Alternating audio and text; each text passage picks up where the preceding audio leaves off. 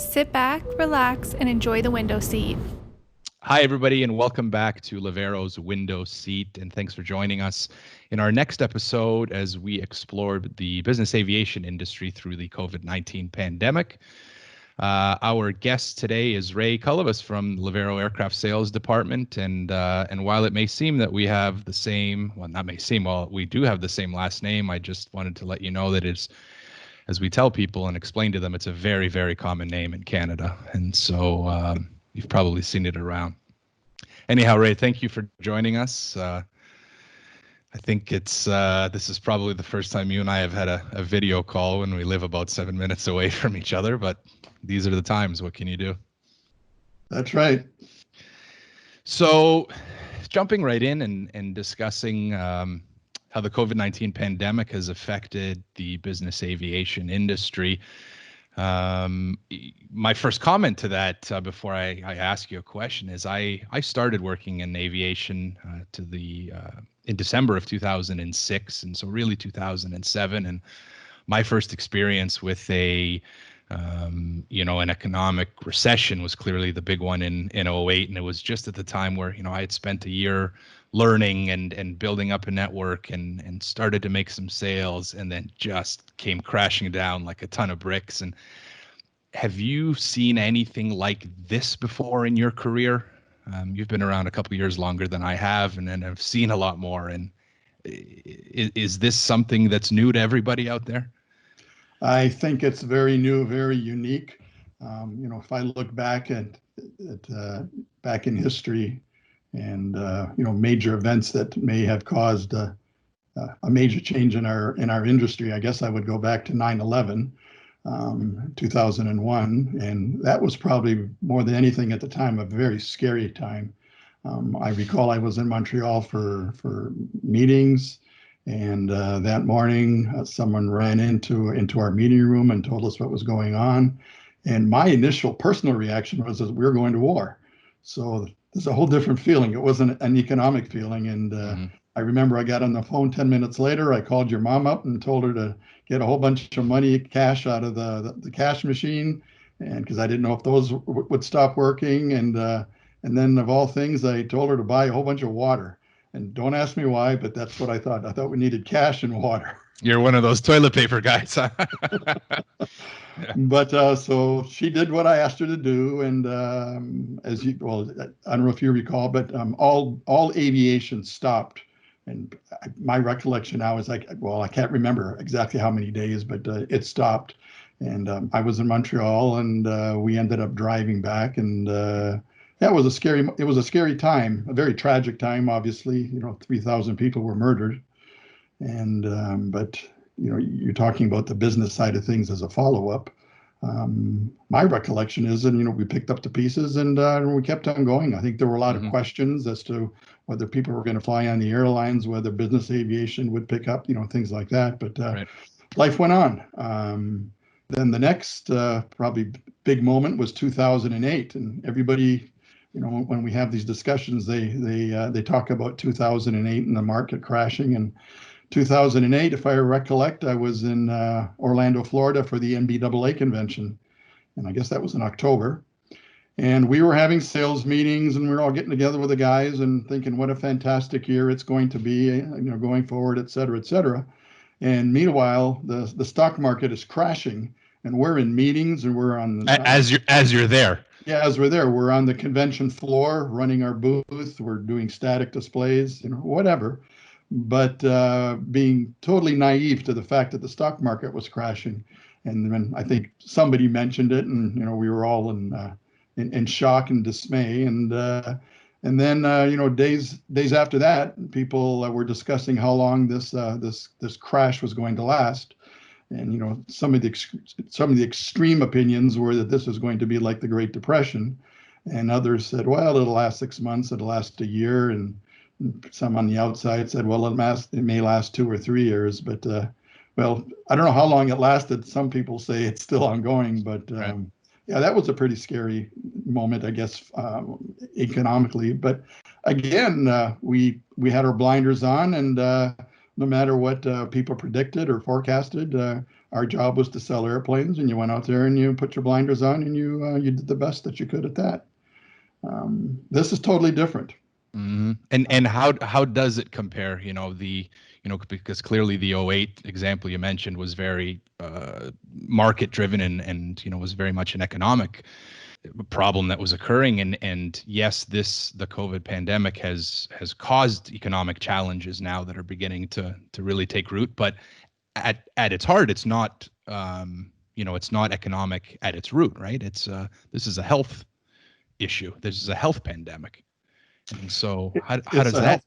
Right. It is a health pandemic. And, early March, I happened to be in Las Vegas for a trade show, and it was all just building up at the time.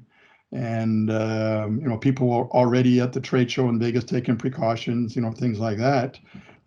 Airports were emptying in a hurry in the beginning of March. On that particular trip, I went through San Francisco, and the airport was pretty bare. But as you say, it was more of a health concern than anything else. And even in Vegas during the trade show, during the Connex trade show that I was attending, the discussion wasn't so much economic. It wasn't economic at all. Everybody was talking about health things and questioning, is this for real or not for real? So different circumstances. Yeah, and those were the early days. And now, we've obviously seen in the aviation industry, more so on the airline side, is the huge impact that it's had, where, depending which publication you read, you have upwards of 5,000 airliners parked throughout the world. And many of those, again, depending which experts you listen to, many of those aircraft will never go back into service.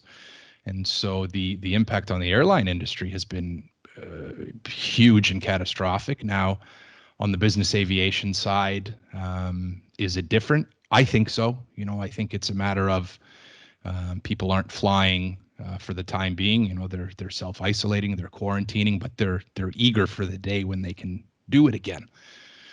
Right. Well, once the lockdown was initiated, across the world, but let's talk about North America in particular. Once the lockdown was initiated, everything came to a grinding halt, like a light switch going on and off. And obviously that affected business aviation as well. And I think in one of these town hall podcasts, I heard that FBO business was down 90 or 95%. That's significant. That's basically a standstill. Sure. But again, it's because people were laser focused on, I guess, initially their families to make sure everyone's okay, the kids in school and just the home front itself. And then you're laser focused on what's going on at your company. And company leaders were concerned about employees. They're concerned about what their business is and how that's going to survive or how it's going to be affected and then ultimately survive. So a whole different series of events kicked into gear here. And for the short time, business aviation did come to a grinding halt. No question, and I get asked a lot as well of, how has this affected our company specifically? And in a previous episode, we had Steve Davey on, and Steve was explaining, just from the very basics of the procedure to enter the Levaero offices and hangar and building is different. It's a strictly locked down and entering based on, need or prior permission and the proper health checks performed in and out. So, at the micro level, that's changed, from what we had beginning of March until now. It's interesting how much can change in a couple of months. And as you mentioned, that business aviation has come to a grinding halt. One of the important things to add to that, I believe, is that, as you alluded to, the virus did not turn off people's interest in airplanes on the corporate aviation side. In fact, it may have done the complete opposite. But people now were taking the time to worry about their own employees, their own internal matters that they needed to tend to and deal with in the beginning of this pandemic, and are now coming back to the table. Any acquisition agreements that we had or have in place some of those came to a pause. Some continued as normal, but some came to a pause. But very much not the, you know what, I don't want to do this anymore, or I don't think this is the right thing to do. It just, I need to take a second here and worry about my business and worry about my company and our employees and their health. And now they're coming back to the table, you know, and now they're saying, hey guys, we're ready. You know, as the economy is going to start opening back up, we need to be ready, and we need to have things in place. And as you very well know, the process of acquiring an aircraft is, you know, it's not a light switch overnight thing that you do. There are various stages to it, and it all takes time. And so people are now, I think, recognizing that we're going to be able to travel again at some point relatively soon, perhaps, and when we're able to do so, they want to be ready for that. And so we are seeing that. You know, having said that, even throughout the entirety of the lockdown, we've had transactions on the go. You know, one that comes to mind is the transaction that we've been working on in China, of all places. You know, and China, a transaction involving parties in China and Eastern Europe, and whereas on a good day, that's a complicated transaction. You know, and you throw COVID into the mix, and border restrictions and quarantine requirements and inability to register in certain areas. And I came to learn some new country names out there of possible locations to close aircraft based on which countries would allow certain aircraft of a certain registration or crew of a certain nationality to come in. And so transactions are still occurring, no question. They're a lot more complicated and challenging now, and thinking about things that you never would have previously to this. And you know, will some of those challenges and restrictions continue moving forward in the transaction process? Probably. You know, you can speak to the example. You know, we recently had a bit of a demo tour that we did, you know, throughout this quarantine and this COVID period. And so maybe you want to speak to that on a high level a little bit about the, you know, how that's different than it was before. Sure, it was different. I mean, I referred to the Las Vegas trade show in the beginning of this crisis, and how, you know, people were taking precautions. Well, and as you just mentioned, just a couple of weeks ago, we did a demo tour out west for several customers, and that was quite interesting. From precautions at FBOs, mitigation precautions on the aircraft. Mm-hmm. You know, meeting in large rooms, sitting 6 to 10 feet apart from one another, not shaking hands, but yet being face to face and conducting a meeting. And you know, there are some that say that that post COVID we're going to be spending a lot more time on the Zoom camera and things like that. But as you know, that demo tour was very productive, and we were in front of customers, and the customers wanted us to be there, but there were a lot of precautions to be taken. The hotel experience was quite different, but we were in a 240 plus room hotel, and 8 rooms were occupied. So it was a whole different experience. But life is going to go on, and there's going to be a need for business transportation. You know, a lot of prognosticators are guessing and betting on whether we're going to lose more customers or gain more customers. You know, we can't control that. I think we just have to go out there and you know, offer our wares. We are offering a business tool to people. I think this tool is going to be invaluable going forward. The airlines are going to take a long time to recover. I think if business aviation is proactive, it'll be able to take advantage of a lot of things. I think the charter industry is already showing that there's opportunity for them. The telephones are ringing, even at our own company, our charter department. As you mentioned earlier, aircraft sales, the acquisition agreements that we had, you know, a few months ago are ongoing. Yes, they did take a pause, but they're going to go forward, and so I think the opportunities are very good for business aviation. Speaking about the aircraft being a business tool, which it no question is, that most often is interpreted by people as a time machine, as something that allows you to travel at your schedule when you want, where you want. Is there an added layer of benefit now to this business tool in a post-COVID world?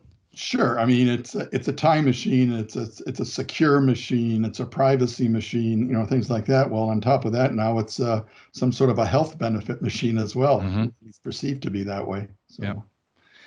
I mean, I know you sort of say it jokingly a little bit, but I think if someone has the ability to make the decision of getting into a corporate aircraft where the 6 or 8 people on that aircraft are people that and that they are taking care of themselves from a health standpoint, and you are all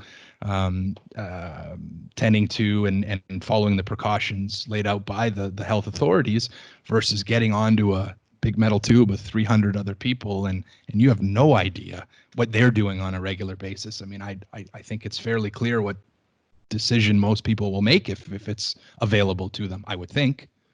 Absolutely, because you don't know what the masses are doing. Our scientists, our governments, et cetera, are advising people to do certain things to mitigate the risk. Mm-hmm. And yet, we see over long weekends, people are still getting together, and they're not paying attention to the mitigation process, and they're doing whatever they want. So yes, you don't know what the masses are doing. Whereas if you can control your environment, and assuming in a corporation there is some semblance of control and dedication and sincerity and upholding the mitigation process. Yes, I would feel much safer flying on a corporate aircraft. Yeah, no question. And a lot of our customers feel the same way, and they make the same comment of, and really more than anything, where they're bringing up the health aspect, as this is a major aspect that we'd never considered before, our health, or the health of our employees and their families. We were recently on, I'll take a step back, Levaero, as you know, is part of the International Aircraft Dealers Association, or IATA, a select group of aircraft brokers internationally that uphold a certain standard of the way we do business. And we get together on monthly calls. And most recently, on one of our calls, there are a lot of questions of, when are things going to get back to normal, or when are things going to get better? As I recall, the majority of people were saying that the second half of the year is when they were looking towards a bit of a bounce back, charter coming first, that immediate, and then the trickle up effect of the charter. And that, the question I guess remains is, the people that we see exit and say, you know what, we are going to do the Zoom route more, and we're not going to travel as much, and so maybe we don't need a corporate aircraft any longer. Is the question is, those people that are exiting, will they be replaced by the same amount or more of the people that are saying, wait a minute, this is the only way I'm going to travel now, or this is, a way that we're going to spend a lot more resources on, is traveling corporately. And so it's a crystal ball question at this point. Anecdotally, in the conversations that we're having with our customers, that's a very real discussion they are having internally. And a lot of people that are having those discussions are people that are coming net new to business aviation, certainly net new to aircraft ownership. Perhaps they have dabbled or a little more frequent in the charter environment, but are now saying, you know what, I want that extra step.